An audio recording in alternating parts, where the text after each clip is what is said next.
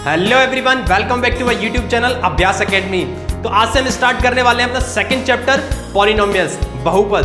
तो एक बार हम ये देख लेते हैं कि इस चैप्टर के अंदर हम क्या क्या पढ़ने वाले हैं, क्या क्या इस चैप्टर के अंदर हम सीखेंगे। तो हमारा पहला टॉपिक रहेगा geometrical meaning of zeros of polynomial, means बहुपद के शून्यांकों का ज्यामितीय अर्थ। सेकंड टॉपिक अपना रहेगा relationship between coefficient and zeros of polynomial, बहुपद के शून्यांक एवं गुणांकों में संबंध। एवं थर्ड टॉपिक अपना रहेगा डिवीजन एल्गोरिथम, विभाजन प्रमेय। तो बने रहिए इस वीडियो में अंत तक। यदि अभी तक आपने हमारा चैनल सब्सक्राइब नहीं किया है तो प्लीज चैनल को सब्सक्राइब कीजिए और पास ही दिए बेल आइकन को प्रेस कीजिए, जिससे कि हमारे द्वारा अपलोड की जाने वाली हर वीडियो की नोटिफिकेशन सबसे पहले आप तक पहुंच सके। और यदि हमारा पढ़ाई आपको अच्छा लगता है तो प्लीज वीडियो को लाइक कीजिए और अपने दोस्तों में शेयर कीजिए। चलिए स्टार्ट करते हैं आज का सेशन। तो चलिए स्टार्ट करते हैं अपना चैप्टर सेकंड पॉलिनोमियल्स, बहुपद। अब देखो ये चैप्टर आपका अलजेब्रा से रिलेटेड है। ये चैप्टर किससे रिलेटेड है? अलजेब्रा से रिलेटेड है। तो आपको अलजेब्रा का बेसिक नॉलेज आपको होना चाहिए कि आपको जैसे टर्म्स किसको कहते हैं, कोफिशिएंट क्या होता है, कांस्टेंट क्या होता है, वेरिएबल्स क्या होता है। तो ये आपको बेसिक नॉलेज होना चाहिए। बट यदि आपको बेसिक नॉलेज नहीं है तो पहले मैं यहाँ पर थोड़ा सा ये बेसिक नॉलेज को रिवाइज करवा देता हूँ कि क्या चीज़ कांस्टेंट होता है, क्या वेरिएबल्स होता है, क्योंकि इनका यूज जब आगे होगा तो यदि आपको ये नहीं पता होगा तो फिर इस चैप्टर में फिर आपको हमेशा डाउट रहेगा कि मैं कभी टर्म यूज करूंगा, कभी वेरिएबल यूज करूंगा, तो फिर आपको ये डाउट रहेगा कि वेरिएबल्स क्या है, ये टर्म्स क्या है। ठीक है, तो पहले हम इन चीजों को क्लियर कर लेते हैं। थोड़ा सा इस चैप्टर का पॉलिनोमियल्स का बेसिक हम क्लियर कर लेते हैं। ठीक है, अब देखो पहला हम देखेंगे इसकी डेफिनेशन क्या है, पॉलिनोमियल्स क्या होता है। तो polynomial is the expression which consist of variables and constant. तो देखो हमारा जो पॉलिनोमियल्स होता है, जो बहुपद होता है, वो क्या होता है, एक कोई भी व्यंजक देख लो, जैसे 5x + 4, ठीक है, 5x + 4 कोई भी व्यंजक होता है, इसी को अपन क्या बोलते हैं, बहुपद बोलते हैं। अब इस बहुपद के अंदर देखो, बहुपद किसको बोलेंगे कि कोई भी व्यंजक जिसके अंदर वेरिएबल्स हो और कोई भी नंबर वगैरह हो, कोई भी नंबर हो या फिर वेरिएबल्स हो। तो यदि किसी एक्सप्रेशन के अंदर, किसी व्यंजक के अंदर ये सारी चीजें आती हैं, वेरिएबल्स भी आता है, कोई कांस्टेंट भी आता है, तो उसी को अपन क्या बोलते हैं, व्यंजक बोलते हैं। ठीक है, मतलब पॉलिनोमियल्स बोलते हैं।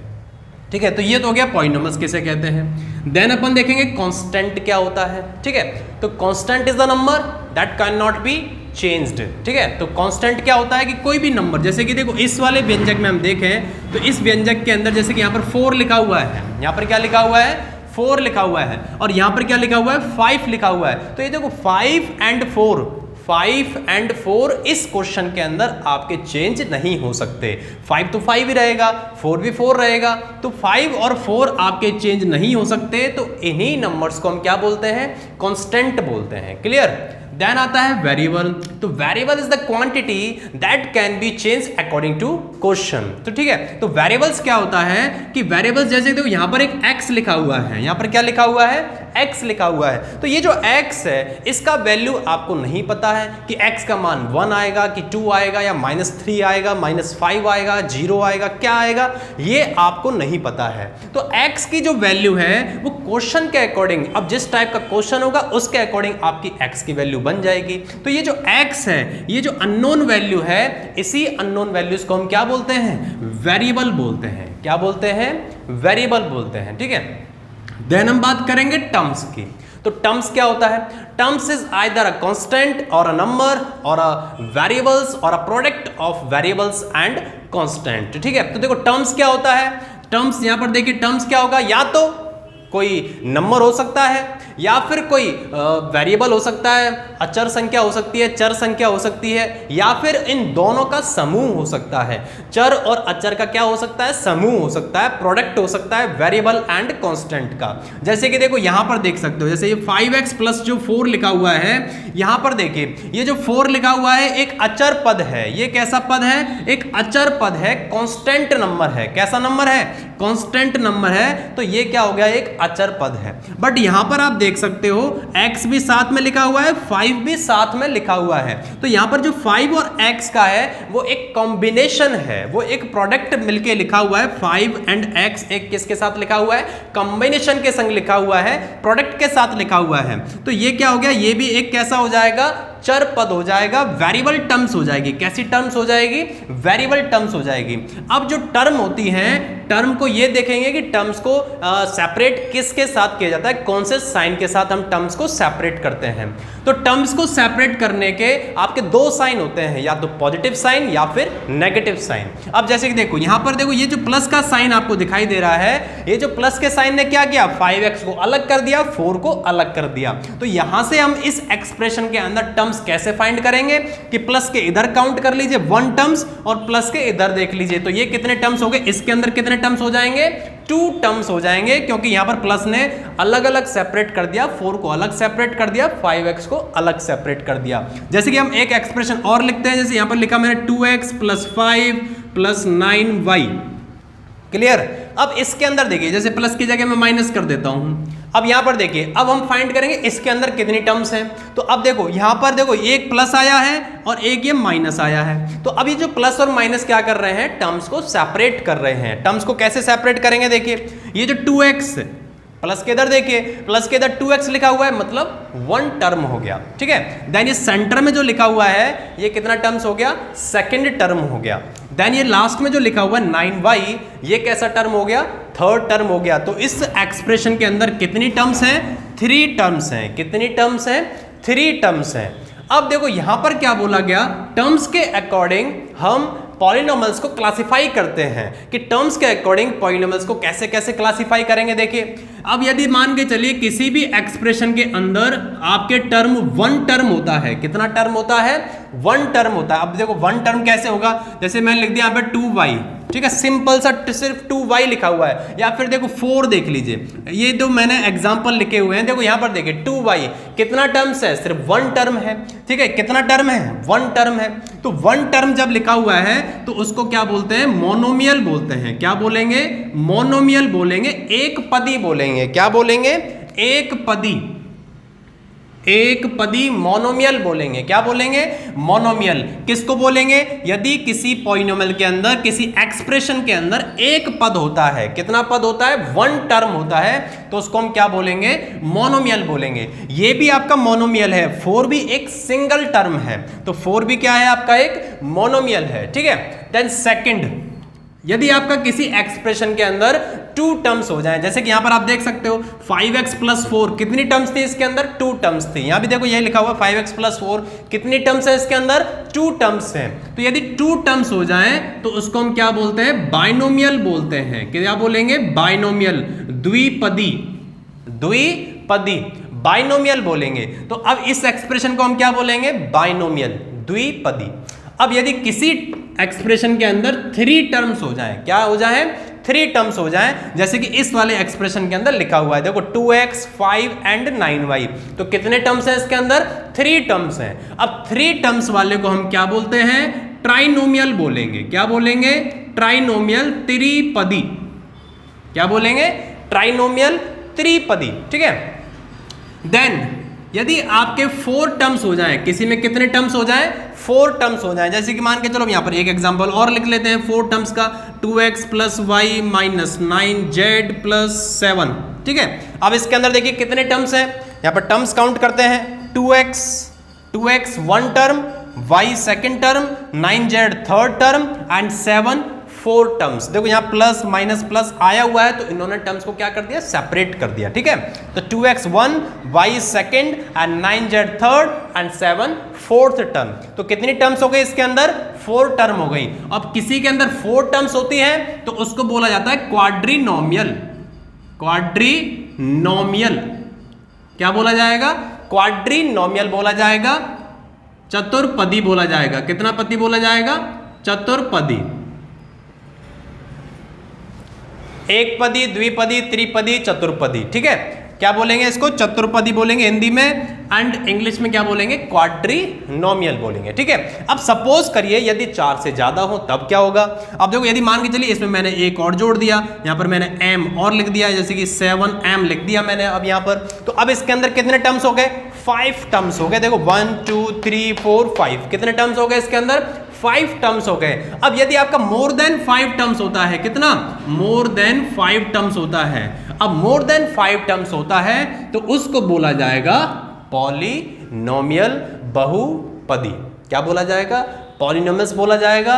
मतलब कब बोला जाएगा? यदि मोर देन 4 होते हैं, मतलब मोर देन 4 टर्म्स आपकी होंगी, 4 से ज्यादा टर्म्स होंगी, तो उसको क्या बोला जाएगा? बहुपदी बोला जाएगा, मोनोमियल बोला जाएगा। क्लियर? इसको मल्टीनोमियल भी एक दूसरा नाम हम बोल देते हैं, मल्टीनोमियल। हिंदी में तो एक ही नाम रहेगा, बहुपदी। हिंदी में तो एक ही नाम रहेगा, बहुपदी। इंग्लिश में आपके 2 नाम हो जाते हैं, पॉलिनोमियल्स भी आप बोल सकते हो और मल्टीनोमियल भी आप बोल सकते हो। ठीक है, तो ये हो गया आपके टर्म्स के अकॉर्डिंग पॉलिनोमियल्स का क्लासिफिकेशन। देन हम देखेंगे नेक्स्ट कोफिशिएंट। कोफिशिएंट क्या होता है? Coefficient is the number in front of terms. तो देखो, टर्म्स के आगे जो भी नंबर लिखा होता है उसी को हम कोफिशिएंट बोलते हैं। जैसे कि देखो, ये जो यहाँ पर एग्जांपल लिखा हुआ है 2x + 5 minus 9y, 2x + 5 minus 9y। अब यदि इसी एग्जांपल में बात करूं मैं, तो इसी एग्जांपल के अंदर यदि y का कोफिशिएंट देखिए, किसका कोफिशिएंट निकालना है आपको? y का कोफिशिएंट निकालना है। y का कोफिशिएंट की हम बात कर रहे हैं, तो y कोफिशिएंट के आगे, उसके आगे जो नंबर लिखा हुआ है वही उसका क्या होगा? कोफिशिएंट होगा। तो y का कोफिशिएंट क्या हो जाएगा?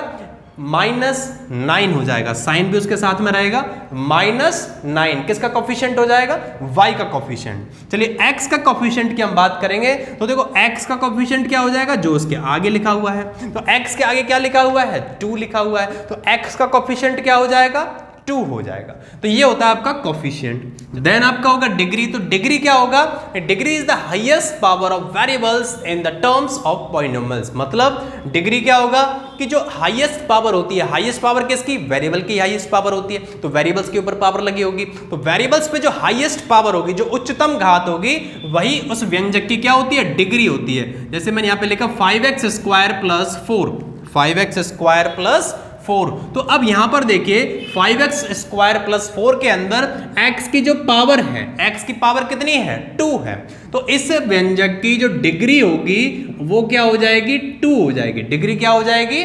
2 हो जाएगी। चलिए और एग्जांपल देखते हैं, 5x + 4।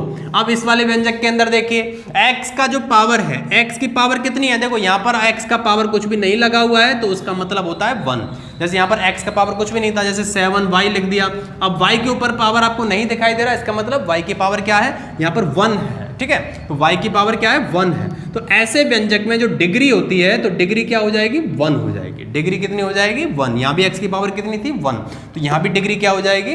1 हो जाएगी। अच्छा, क्या डिग्री 0 हो सकती है? बिल्कुल हो सकती है। देखो डिग्री 0, डिग्री 0 कैसे होगी? देखो ये यहाँ पर इस वाले में देखिए, जो 4 मैंने लिखा हुआ है, तो 4 एक व्यंजक हो गया। कैसा व्यंजक हो गया? कांस्टेंट एक्सप्रेशन हो गया, कांस्टेंट पद हो गया, कांस्टेंट टर्म हो गया ये। ठीक है, इस व्यंजक में, इस वाले पद में आप देखिए यहाँ पर कोई वेरिएबल ही नहीं है।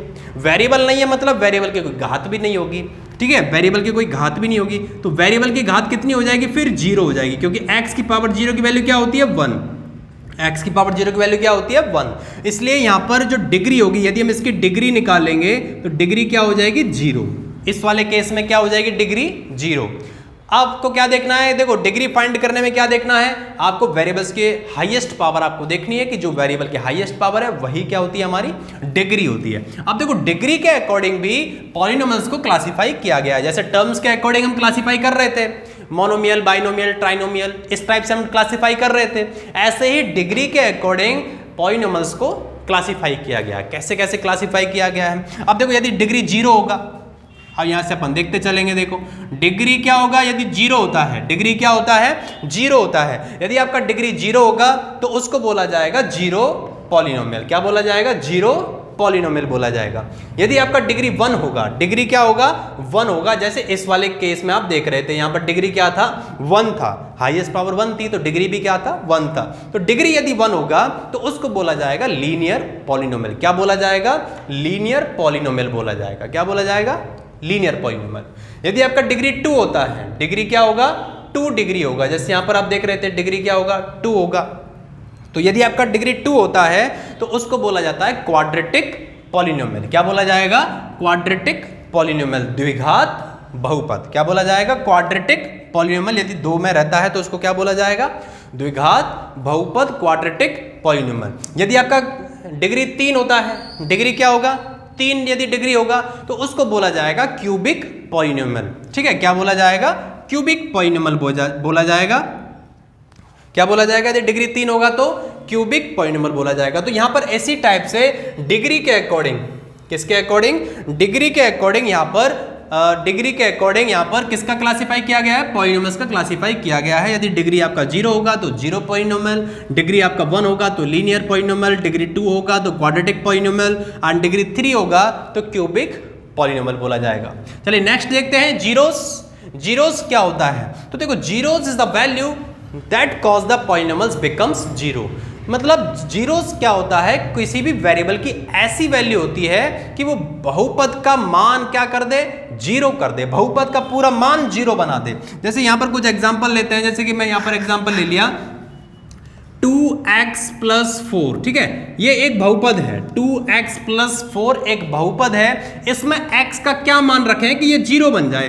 अब देखो, x का मान इसके अंदर -2 रखने पे ये क्या बन जाएगा? जीरो बन जाएगा। देखो रख के देख लो, x यहां पर 2 - 2 + 4, 2 × -2 -4 + 4, ये कैंसिल आउट हो गया और क्या बन गया? जीरो बन गया। तो आपने क्या देखा कि x का -2 रखने पर इस बहुपद का मान क्या बन गया? जीरो बन गया। तो x बराबर -2 इस बहुपद का क्या हो जाएगा? जीरो हो जाएगा, मतलब शून्यांक। जीरो को क्या बोलते हैं? शून्यांक बोलते हैं। ठीक है, शून्यांक बोलते हैं। तो यहां पर ये जो 2x + 4 मतलब x की, इसका क्या हो जाएगा? शून्यांक हो जाएगा। अब देखो, आप सोच रहे हैं कि ये x बराबर -2 मैंने कैसे निकाला, है ना? तो x बराबर -2 कैसे निकालते हैं? जब किसी बहुपद का आपको शून्यांक निकालना होता है तो उसको बराबर जीरो के मान के चलते हम। ये आपने क्लास 9th के अंदर सीखा था। क्लास 9th का जब आपका चैप्टर आया था लीनियर इक्वेशन इन 2 वेरिएबल्स और 1 वेरिएबल्स, तो वहां पर आपने इस चैप्टर यहां पर x का मान निकालना देखा होगा कि यहां पर जीरोस का मान हम कैसे निकालते हैं। देखो अब यहां पर क्या होगा? 2x = 4 इधर जाएगा तो -4 हो जाएगा, +4 उधर जाएगा, क्या हो जाएगा? -4 हो जाएगा। अब ये जो 2 है, 2 यहाँ पर जो मल्टीप्लाई हो रहा है इसका -4 में डिवाइड कर दो, क्योंकि इसका भी जब ट्रांसपोजिंग होगा तो ये भी 2 में क्या हो जाएगा? डिवाइड हो जाएगा। ठीक है, अब 2 से -4 को कट कर दो, तो 2 से जब -4 को कट करेंगे कितना आ जाएगा? -2 आ जाएगा। तो ये जो x का मान निकला है -2, तो ये क्या है? इसका जीरोस है। क्या है? इसका जीरोस है। और देखिए, आप यदि द्विघात समीकरण भी आपने सॉल्व करे होंगे क्लास 9th के अंदर, द्विघात समीकरण, जैसे कि यहाँ पर मैंने एक क्वेश्चन ले लिया x² + 4x + 4। देखो ये एक द्विघात समीकरण है। ये क्या है? द्विघात समीकरण है, क्वाड्रेटिक इक्वेशन है। क्यों है द्विघात समीकरण? अब देखो, द्विघात बहुपद हम बोल रहे हैं, इसको क्या है? द्विघात बहुपद है। क्यों बोल रहे हैं? क्योंकि अब इसका डिग्री चेक करो आप, इसका डिग्री कितना है? देखो यहाँ पर x की हाईएस्ट पावर कितनी है? 2। यहाँ पर x की पावर कितनी है? 1। तो हाईएस्ट पावर क्या हो गई? 2 हो गई। जब हाईएस्ट पावर आपकी 2 है तो उसको क्या बोलते हैं?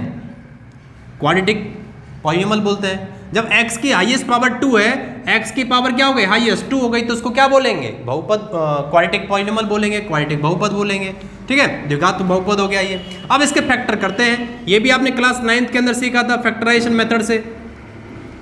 तो मैंने क्या कर दिया? 4x को स्प्लिट कर दिया, 4x को स्प्लिट कर दिया 2x + 2x। क्लियर? देन यहाँ पर x कॉमन लीजिए तो x + 2 हो जाएगा। देन यहाँ पर क्या कॉमन आएगा? इन दोनों टर्म्स के अंदर 2 कॉमन आएगा, देन x + 2 हो जाएगा। ये x + 2, यहाँ पर देखिए ये ब्रैकेट और ये ब्रैकेट दोनों सेम है, x + 2 कॉमन आ गया। देन यहाँ पर क्या बचेगा? x, एंड यहाँ पर भी क्या बचेगा? +2। अब देखो यहाँ से मैं जीरोस निकालूंगा, x + 2 = 0, तो x बराबर क्या निकल के आ जाएगा? -2। और यहाँ से भी जब मैं 0 निकालूंगा, x + 2 = 0, तो x बराबर कितना निकल के आ जाएगा? -2 निकल के आ जाएगा। तो यहाँ पर आपने देखा कि x के जो मान निकल रहे हैं वो कितने मान निकल रहे हैं? 2 मान निकल रहे हैं। अब आपको ऐसा लग रहा होगा सर ये तो -2 ये तो दोनों समान हो गया, इक्वल हो गया। बट बेटा इक्वल नहीं है ये। इक्वल होने के साथ साथ यहाँ पर इसकी वैल्यू क्या हो गई है? समान हो गई है। मतलब 2 रूट्स हैं, जीरोस कितने हैं? 2 जीरोस हैं, पर उन दोनों की वैल्यू क्या है? इक्वल है। ये इसका मतलब है। यहाँ पर जो दोनों इक्वल आए हैं, इसका मतलब क्या होगा कि इसके रूट्स तो 2 होंगे, जीरोस तो इसके 2 होंगे, शून्यांक इसके कितने होंगे? 2 होंगे। बट उन दोनों शून्यांकों का, उन दोनों जीरोस का जो मान होगा वो समान होगा। तो अब एक चीज देखिए, यहां पर समझने वाली चीज ये है कि देखो शून्यांक जो जीरोस होते हैं वो डिपेंड करता है उनकी डिग्रीज पर। उनकी किस पे डिपेंड करता है? डिग्री पे डिपेंड करता है। कैसे डिग्री पे डिपेंड करता है? जैसे कि देखो इस वाले क्वेश्चन के अंदर जो x की जो पावर थी वो 1 थी। x की पावर कितनी थी? 1 थी। मतलब इस वाले व्यंजक की जो घात है, जो डिग्री है, वो कितनी है? 1 है, 1 है। इसलिए इसका जो जीरोस है वो एक ही जीरोस निकला। अब यहां पर देखिए ये आपका हो गया क्वाड्रेटिक पॉलिनोमियल, द्विघात बहुपद। इसका जो घात है, डिग्री है, वो डिग्री कितनी है? 2 है। डिग्री कितनी है? 2 है। इसलिए इसमें जो x के मान हैं वो 2 निकले हैं। कितने निकले हैं? 2 निकले हैं। तो ये जो जीरोस होता है वो डिपेंड करता है उसके डिग्री पे डिपेंड करेगा। यदि किसी पॉलिनोमियल की जो डिग्री है यदि वो 3 डिग्री होगी तो उसके जो जीरोस होंगे वो कितने जीरोस होंगे? 3 जीरोस होंगे। ठीक है, तो यहां पर जो जीरोस होंगे वो किस पे डिपेंड करेंगे? डिग्री पर। तो आपको यदि किसी भी पॉलिनोमियल का डिग्री आपको पता है तो डिग्री को देखते ही आप ये बता सकते हो कि इस पॉलिनोमियल के इतने जीरोस होंगे। क्लियर है? अब हम बात करेंगे अपने टॉपिक की। अब हम स्टार्ट करेंगे अपना पॉलिनोमियल। ये तो हो गया इसका पूरा बेसिक। देखो इस चैप्टर का बेसिक यदि आपको नहीं पता है तो फिर आगे आपको थोड़ी सी प्रॉब्लम आती कि टर्म्स क्या होता है, कोफिशिएंट क्या होता है, जीरोस क्या होता है। ठीक है, तो इसलिए पहले मैंने आपको छोटा सा ओवरव्यू ले लिया है कि इसका जो बेसिक रहेगा वो क्या रहेगा। अब हम स्टार्ट करेंगे अपना जो पहला टॉपिक है, geometrical meaning of zeros of polynomial. मतलब बहुपद के शून्यांकों का ज्यामितीय अर्थ क्या होता है। तो अब हम स्टार्ट करते हैं अपना पहला topic, geometrical meaning of zeros of polynomial, बहुपद के शून्यांकों का ज्यामितीय अर्थ। तो अब यहाँ पर हम 3 टॉपिक की बात करेंगे, 3 बहुपदों की बात करेंगे। पहला हो गया लीनियर, दूसरा हो गया क्वाड्रेटिक एंड थर्ड हो गया क्यूबिक। अब देखो अभी हम देखो यहाँ पर बात कर रहे थे, जैसे मैंने डिग्री के अंदर आपको बताया था, डिग्री क्लियर कर रहा था एंड जीरोस आपको भी बताया था। तो वहां पर हम क्या कर रहे थे, किसी भी बहुपद का डिग्री को बताते हुए, डिग्री को देखते हुए हम ये बता सकते थे कि इसके इतने जीरोस आने वाले हैं।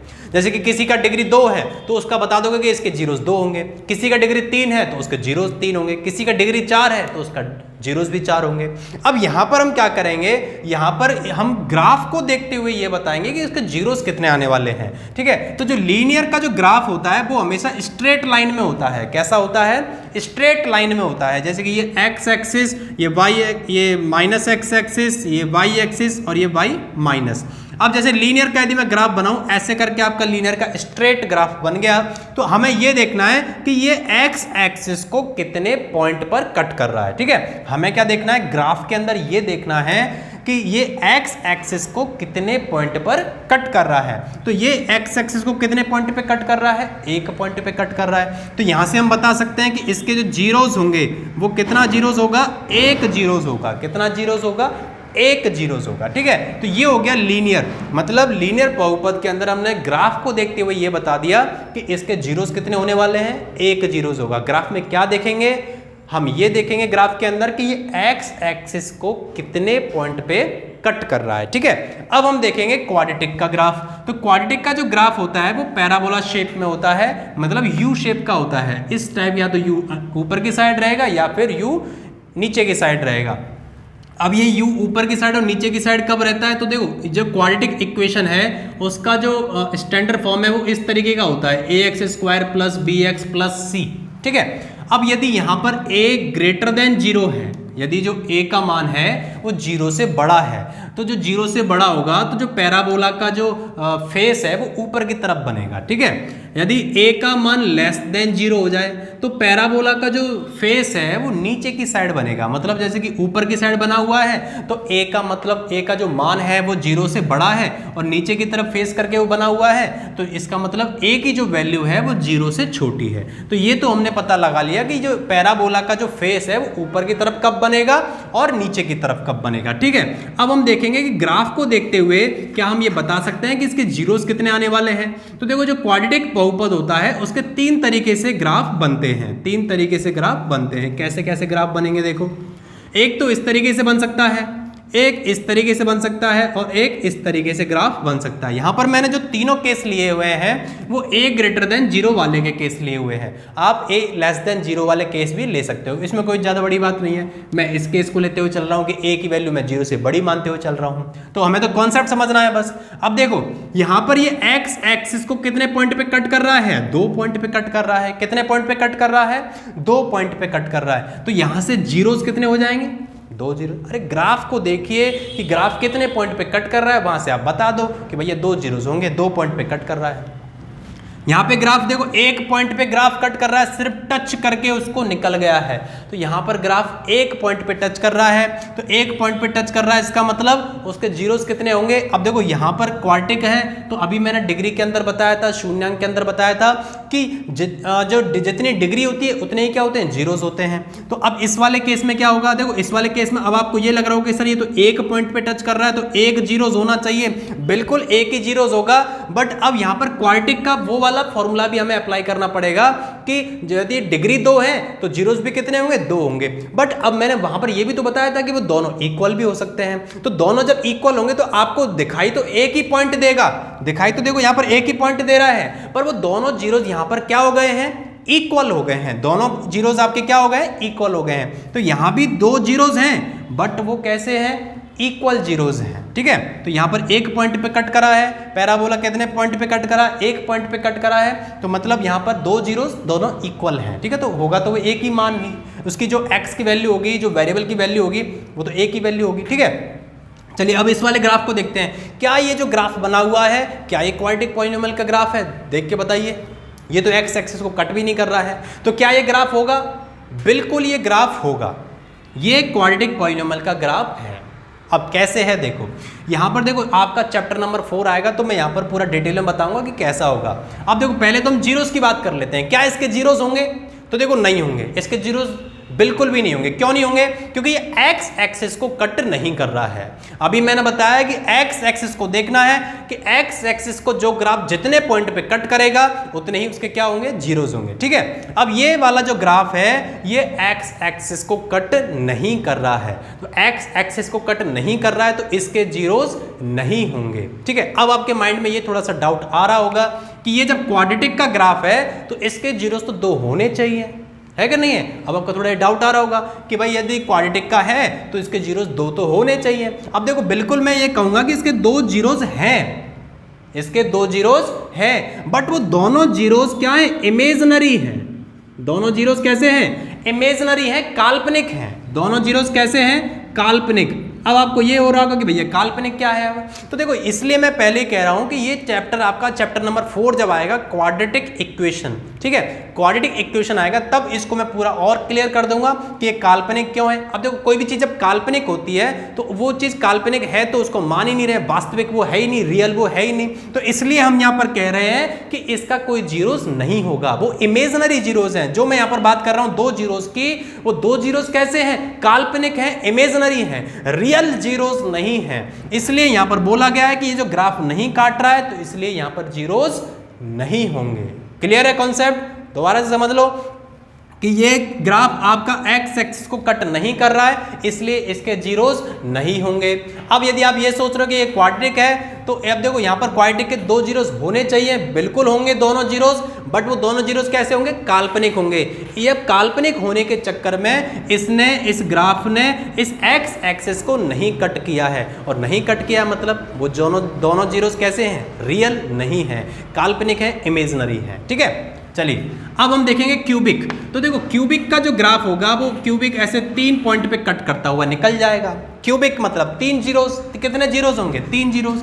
अब देखो क्यूबिक का ऐसा ग्राफ हो गया, देखो कितने पॉइंट पे कट कर रहा है, 3 पॉइंट पे कट कर रहा है। देखो एक्स एक्सिस को, एक्स एक्सिस को कितने पॉइंट पे कट कर रहा है, 3 पॉइंट पे कट कर रहा है। तो 3 पॉइंट पे कट कर रहा है तो हमने ग्राफ को देख के ये बता दिया कि इसके जीरोस कितने होंगे, 3 जीरोस होंगे। कितने जीरोस होंगे, 3 जीरोस। तो बेसिकली आपको क्या करना है, आपको ग्राफ में ये चेक करना है कि वो ग्राफ x एक्सिस को कितने पॉइंट पे कट कर रहा है। तो जितने पॉइंट पे वो कट करेगा उतना ही उस बहुपद का क्या होगा, जीरोस होगा, शून्यांक होगा। तो यही होता है geometrically meaning of zeros of polynomial. चलिए अब देखेंगे एक्सरसाइज 2.1। सिर्फ एक ही क्वेश्चन दिया हुआ है। जो अभी हमने जो टॉपिक समझा है, ग्राफ को देखते हुए हमें क्या बताना था, जीरोस बताना था। ठीक है, तो जो टॉपिक हमने समझा उसी टॉपिक पे ये पहला क्वेश्चन दिया हुआ है। थोड़ी ड्राइंग थोड़ी खराब सी है, थोड़ा समझने का कोशिश करना। ठीक है, तो यहाँ पर जो पहला क्वेश्चन है, पहला क्वेश्चन क्या है, देखो इसमें आपको ग्राफ दिया हुआ है। ये ग्राफ आपको दिख रहा होगा यहाँ पर। तो इस ग्राफ के अंदर आपको ये देखना है कि एक्स एक्सिस को कितने पॉइंट पे कट कर रहा है। अब इस आप ग्राफ को देख सकते हो, क्या ये ग्राफ एक्स एक्सिस को कट कर रहा है? देख लो, ये बिल्कुल रॉकेट की तरह ऐसे सीधा निकल गया। तो ये एक्स एक्सिस को कट नहीं कर रहा है, तो यहां से जीरोस कितने हो जाएंगे, जीरो जीरोस हो जाएंगे। ठीक है, तो ग्राफ को देखो बहुत ईजी है। सिर्फ ग्राफ को देखते हुए आप ये बता सकते हो कि कितने जीरोस होंगे। इस ग्राफ के अंदर देखिए एक्स एक्सिस को कितने पॉइंट पे कट कर रहा है, तो एक पॉइंट पे कट कर रहा है। देखो इस जगह, तो इस पॉइंट पे कट कर रहा है, एक पॉइंट पे कट कर रहा है, तो जीरोस कितने हो जाएंगे, एक जीरोस हो जाएगा। बिल्कुल ग्राफ को देखते हुए फटाफट से आंसर कर देना, कोई ज्यादा बड़ी बात नहीं है। थर्ड वाले में देखो 1 2 3 कितने पॉइंट पे कट कर रहा है, 3 पॉइंट पे कट कर रहा है। 3 पॉइंट पे कट कर रहा है, तो जीरोस कितने हो जाएंगे, 3 जीरोस हो जाएंगे। अब इस वाले ग्राफ पर आ जाइए। इस वाले ग्राफ को देखिए कितने पॉइंट पे कट कर रहा है। देखो एक तो पॉइंट ये हो गया, एक पॉइंट ये हो गया। कितने पॉइंट पे कट कर रहा है, 2 पॉइंट पे कट कर रहा है, तो जीरोस कितने हो जाएंगे, 2 जीरोस हो जाएंगे। चलिए अब इस वाले क्वेश्चन को देखिए। इस वाले क्वेश्चन में देखो कितने पॉइंट पे कट रहा है, 1 2 3 4 कितने पॉइंट पे कट कर रहा है, देखो 1 2 3 4 कितने पॉइंट पे कट कर रहा है, 4 पॉइंट पे कट कर रहा है, तो जीरोस भी कितने हो जाएंगे, 4 जीरोस हो जाएंगे। चलिए अब इसको देखते हैं। देखो ये 1 2 3 कितने पॉइंट पे कट कर रहा है, 3 पॉइंट पे कट कर रहा है, इसलिए जीरोस कितने हो जाएंगे, 3 जीरोस हो जाएंगे। और ये हो गया आपका क्वेश्चन नंबर 1। एक्सरसाइज 2.1 कंप्लीट हो गया। तो छोटा सा क्वेश्चन था, सिर्फ आपको ये बताना है कि ग्राफ को देखते हुए जीरोस कितने होंगे। किसी भी क्वेश्चन के अंदर यदि ग्राफ आपको दिया हुआ है, तो ग्राफ को देखते हुए आप उसके क्या बता सकते हो, जीरोस बता सकते हो। आई होप आपको आज का पढ़ाई समझ में आया होगा। यदि फिर भी आपको कोई डाउट है तो प्लीज़ कमेंट बॉक्स में डाउट शेयर कर सकते हैं। मैं उन सभी डाउट को सॉल्व करने में आपकी पूरी मदद करूंगा। तो आज का आपका होमवर्क क्वेश्चन रहेगा, आपको इस क्वेश्चन का आंसर कमेंट बॉक्स में देना है। क्वेश्चन आपका क्या रहेगा कि what is the difference between expression and equation. व्यंजक और समीकरण में क्या अंतर होता है। क्वेश्चन रिपीट कर रहा हूं एक बार। What is the difference between expression and equation. समीकरण और व्यंजक में क्या अंतर होता है। मैं उम्मीद करूंगा कि सभी इसका आंसर जरूर देंगे। तो चलिए मिलते हैं नई वीडियो में नए टॉपिक के साथ। स्वस्थ रहिए, पढ़ाई करते रहिए। तब तक के लिए जय हिंद, जय भारत।